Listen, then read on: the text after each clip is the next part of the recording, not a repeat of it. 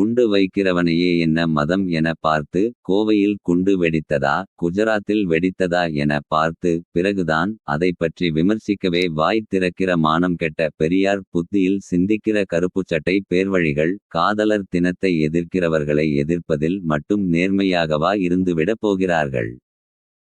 அதெப்படி இருப்பார்கள்? பித்தலாட்டத்தையே பகுத்தறிவு என சொல்லி வளர்ந்தவர்கள். அதை பற்றி பார்ப்பதற்கு முன் நம் சேனலை சப்ஸ்கிரைப் செய்து ஆதரவு தாருங்கள். உங்கள் ஆதரவு நமக்கு ஊக்கமளித்து இன்னும் நம் பங்களிப்பை சிறப்பாக செய்ய உதவும். நன்றி. இனி காணொளி. காதலர் தினத்தை ஒருவன் எதிர்த்தால் பெரியார் புத்தியில் சிந்திக்கிற தி.க. காரன் செய்கிற முதல் வேலை அவன் என்ன மதம் என பார்ப்பது. இன்றைக்கு காதலர் தின கொண்டாட்டங்களை மும்மதத்தை சேர்ந்தவர்களுமே ஒழுக்கக்கேடாக கருதி அருவருக்கிறார்கள். கிறிஸ்து, இந்து, முஸ்லிம் என அந்த மூன்று தரப்பிலிருந்து ஒரு தரப்பை மாத்திரம் விமர்சிக்கிற அயோக்கியத்தனம் பெரியார் புத்தியில் சிந்திப்பவனிடமுள்ளது. காதல் மனித சமுதாயத்தில் நிலவும் ஏற்றத்தாழ்வுகளையும் பெண்ணடிமைதனத்தையும் அகற்றும் நிவாரணி என்று தி.க. ஆசாமிகளுக்கு தோன்றினால் அதற்கு எந்த மதத்துக்காரன் எதிர்ப்பு தெரிவித்தாலும் எதிர்ப்பு தெரிவிக்க வேண்டும்.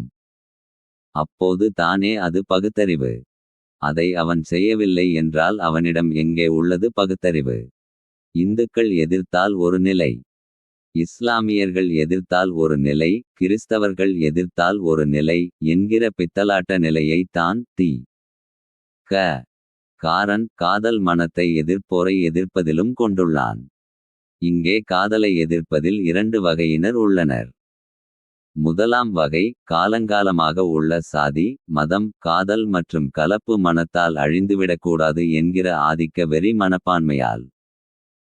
ஒரு உதாரணத்திற்கு பெரியார் திடலுக்கு அடிக்கடி சென்று சமூக நீதி பேசி கி. வீரமணிக்கு தான் நெருங்கிய சகா என காட்டிக் கொண்ட பழ. கருப்பையா கூறியது. நகரத்தாருக்குரிய அடையாளங்கள் எனச் சிலவற்றை ஆய்வாளர்கள் சுட்டுகின்றனர். அவை நேர்மை, ஆழமான பக்தி, சிக்கனம், அறக்கொடை, திட்டமிடுதல் ஆகும். இந்த அடையாளங்கள் இன்றளவும் தொடர்கின்றன. இவை என்றும் தொடர வேண்டுமென்றால் நாம் கலப்பு திருமணத்தை முற்றிலுமாக எதிர்க்க வேண்டும். சமூகத்தை மீறி கலப்பு திருமணம் செய்து கொள்வோரை நம் சமூகத்திலிருந்து தள்ளி வைத்துவிட வேண்டும். மார்ச் 20, 2011 ஆட்சி வந்தாச்சு இதழில். எத்தகைய வெறி மனசுக்குள் இருந்தால் கிழவன் பழ. கருப்பையாவிடமிருந்து இத்தகைய வன்மம் வெளிப்படும். இவன் போன்றவர்கள் போடும் எலும்பு துண்டுகளுக்காக அவர்கள் காதலுக்கு எதிராக எத்தகைய கருத்தை சொன்னாலும் தி.க. காரன் அதை காதில் வாங்கிக் கொள்வதே இல்லை. காதல் மனத்தை பழ. கருப்பையா போன்றோர் எதிர்ப்பது தன் உயர்ந்த சாதி கலப்பு மனத்தால் பாழ்பட்டு பழுதுபட்டுவிடக்கூடாது என்பதற்காக. இந்த காதல் மனத்தை எதிர்ப்பவர்களை கண்டிப்பதிலும் கூட சில சாதியினரை கண்டித்தும் சில சாதியினரை கண்டிக்க மறுக்கிற அயோக்கியர்களாக கருப்பு சட்டை பேர்வழிகள். கருப்பை ஆடையாக அணிந்தால் மட்டும் பரவாயில்லை. அறிவுக்குமல்லாவா அணிவித்துள்ளான். அதனால் அவனிடம் இத்தகைய பித்தலாட்டம் இல்லாமலிருந்தால் தான் ஆச்சரியம். இதேபோல் காதலை எதிர்க்கிற மதங்களையும் பிரித்தே விமர்சிக்கிறான். ஏனைய மதங்களை விட இஸ்லாம் முழுதாய் காதலர் தினத்தை எதிர்க்கிறது. கழிசடை தினம் என்கிறது. ஒரு இஸ்லாமிய பெரியவர் சொன்னது தவறான பார்வையையும் சிந்தனையையும் பாலியல் தொடர்பான பேச்சுக்களையும் விபச்சாரத்தின் ஒரு பகுதி என்று அல்லாவின் தூதர் அவர்கள் கூறியுள்ளார்கள். எனவே காதல் என்ற பெயரில் நடந்து வரும் காம களியாட்டங்களுக்கு இஸ்லாத்தில் எள்ளளவும் அனுமதி இல்லை. ஒருவர் ஒரு பெண்ணை மணம் முடிக்க விரும்பினால் அந்த பெண்ணின் பொறுப்பாளர்களிடம் போய் பேசி மணம் முடித்து கொள்ள வேண்டும். இது தான் இஸ்லாம் கூறும் வழிமுறை.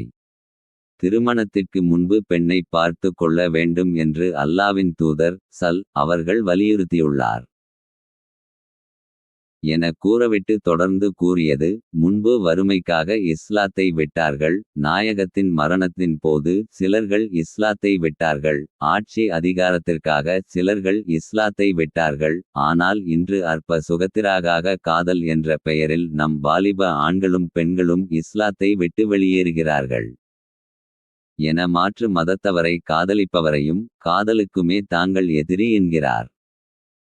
இதே காதலர் தினத்தை எதிர்க்கும் இன்னொரு பிரிவை சேர்ந்தவர்கள் எத்தகைய ரகம் என்றால், காதல் என்கிற பெயரில் காதலர் தின கொண்டாட்டம் என்கிற பெயரில் பெண்கள் சீரழிக்கப்பட்டு விடக்கூடாது என்கிற நல்லெண்ணத்தில் எதிர்ப்பது. சீரழிக்கப்பட்ட பெண்களைப் பற்றி ஆயிரமாயிரம் உதாரணம் தர முடியும். பெண்களுக்கு எதிரான வன்கொடுமை குற்றத்தில் முதலிடத்தில் இருக்கிற இந்தியா இருப்பதற்கான முதல் காரணத்தில் நல்லவன் யார் தீயவன் யார் என கண்டு கொள்கிற ஞானம் இல்லாததும் ஒரு காரணம் இல்லையா? அத்தகையோரை பாதுகாப்பது முக்கியமில்லையா? அதனால் இந்து அமைப்பை சேர்ந்த அர்ஜுன் சம்பத் போன்றோர் காதலர்களை கண்டால் தாலியை கையில் கொடுத்து கட்டுடா தாலியை என்கிறார்கள். வருடா வருடம் ஒவ்வொருத்தியோடு அவன் காதலர் தினம் கொண்டாடக்கூடாது இல்லையா? இது ஒரு அக்கறையின் வெளிப்பாடு. இந்த அக்கறைத்தன்மையை பெரியார் புத்தியில் சிந்திக்கிற அருள்மொழி ஒரு இடத்தில் பகடி செய்திருந்தார் இவ்வாறு: காதலியுங்கள் மாமா அர்ஜுன் சம்பத் கல்யாணம் பண்ணி வைப்பார் என. மாமா என்கிற வார்த்தையை அவர் எள்ளலுக்கு பயன்படுத்தினாலும் அவர் மாமா தான். சகோதரியின் பிள்ளைகளை அக்கறையாய் கவனிக்கும் தாய் மாமா போன்றவர் தான். அதனால் தான் காதல் என்கிற பெயரில் பெண்கள் பாலியல் வன்கொடுமைக்கு உள்ளாக்கப்படக்கூடாது என பதறுகிறார். ஆனால் திராவிடர் கழக அருள்மொழியின் பகுத்தறிவு ஆசான் பெரியாரோ தந்தை என்கிற நிலையிலிருந்து மாமா வை போல் பேசினாரே. அந்த இழிந்த தன்மையை என்னவென்று சொல்வது? ஆண்கள் கண்டிப்பாய் திருமணம் வாழ்க்கை துணை ஒப்பந்தம் செய்து கொள்ளக்கூடாது. ஆண்கள் மாத்திரம் நன்றாக படித்து வாழ்க்கைக்கு போதுமான நல்ல வருவாயுடன் வாழ்ந்தால் அதற்கேற்றபடி பெண்கள் போட்டி போட்டு கொண்டு வந்து சுகம் கொடுத்து சுகம் பெற்று கொண்டு போவார்கள். ஒரு 10-20 பேரிடையில் இப்பழக்கம் ஏற்பட்டால் இது பரவிவிடும்.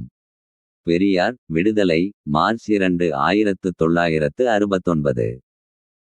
தந்தை என கூறப்படும் நபர் ஆண்கள் மாத்திரம் நல்ல வருவாயுடன் வாழ்ந்தால் அதற்கேற்றபடி பெண்கள் போட்டி போட்டு கொண்டு வந்து சுகம் கொடுத்து சுகம் பெற்று கொண்டு போவார்கள் என சொல்லுவாரா? தரகன் என்பவன் தானே இவ்வாறு சொல்வான். இது தான் பெரியாரின் யோக்கியதை. ஆண்கள் படித்து வேலைக்கு போக வேண்டுமாம். பெண்கள் போட்டி போட்டு கொண்டு அவனுக்கு சுகம் கொடுக்க வேண்டுமாம். அறிவு கெட்ட மூடர்களே, இதற்கு தான் அவள் பிறந்தாளா? காதலர்களை கண்டால் கல்யாணம் கட்டி வைப்பவன் மாமன் என்றால் பெரியாரைப் போல் கல்யாணம் செய்யாதே.